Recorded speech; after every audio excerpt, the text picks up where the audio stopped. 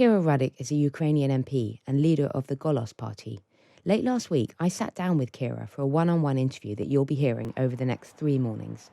It's a very frank chat where we discussed her hopes and fears for the future, what Ukrainians are asking for from the West, and daily life in the capital city. I started by asking her for an update on the war on the ground in Kyiv. So for the last 2 weeks, Ukraine's capital, Kyiv, and all the other cities are being under attack by Russian-Iranian drones, kamikazes, that are being targeting the critical infrastructure and people's homes. So today, I basically spent half of the day in the bomb shelter because the air raid sirens were on and on and on. As of right now, 30% of Ukraine's critical infrastructure, energy infrastructure, is being destroyed or damaged by the result of these attacks and explosions. So Putin is announcing not only that the winter will be cold, he is announcing for us that winter will be dark. It's incredibly hard right now because over 1,000 of cities and villages in Ukraine are experiencing electricity outages, and here in Kyiv we are prepared that at some point there could not be electricity at all.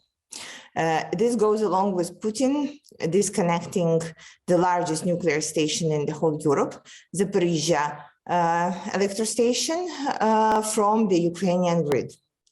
This happened, all this happened as a result of Ukrainian forces actually taking back Ukrainian territories and committing successful operations, freeing up more and more of our territories and our people.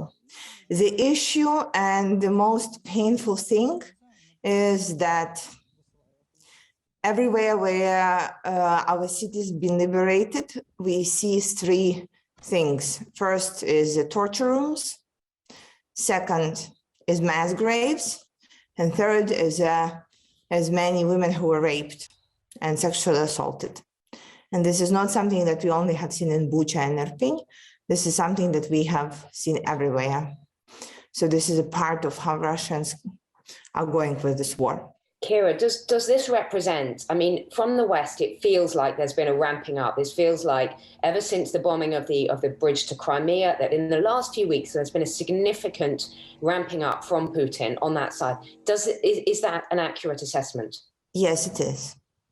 So Putin announced military state martial law in the territories that he recently annexed. We see it as a new way of actually evacuating people and moving people inside the territories.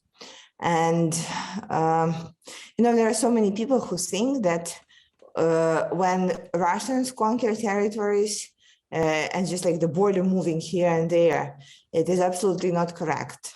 What we see is happening at the temporary occupied territories is that human rights are being people are being stripped of the human rights there. And we see it in so many ways.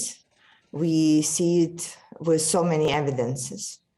So today, the main question that we see is what else needs to happen so we would receive everything that we have asked for in terms of the weapons and Air Force protection systems. Because our asks since the day one did not change. We were asking for a means to protect our skies, because what the kamikaze drones and all the missiles and rockets are is something that you as a person cannot protect yourself from. There is no way that you can do anything. Kamikaze drones that have been dropping out of the skies, allegedly supplied by Iran. Talk to me about these kamikaze drones. Well, they are not allegedly supplied by Iran. Iran at some point admitted that it was them, then they denied that it was them, but we have quite a few statements from the Ukrainian military forces where they are opening up the drones and showing that these Iranian drones, Shahids, that were just renamed by Russians, but they have all the the parts and the setup of the Iranian drones.